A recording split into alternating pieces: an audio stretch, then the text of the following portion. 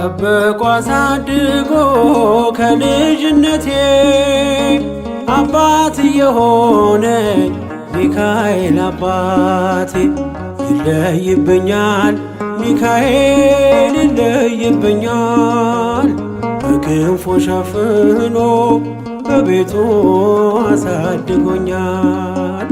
ይለይብኛል ሚካኤል ይለይብኛል በክንፉ አሳድሮ በቤቱ አሳድጎኛል። ጠብቆ አሳድጎ ከልጅነቴ አባት የሆነኝ ሚካኤል አባቴ ይለይብኛል ሚካኤል ይለይብኛል በክንፉ ሸፍኖ በቤቱ አሳድጎኛል።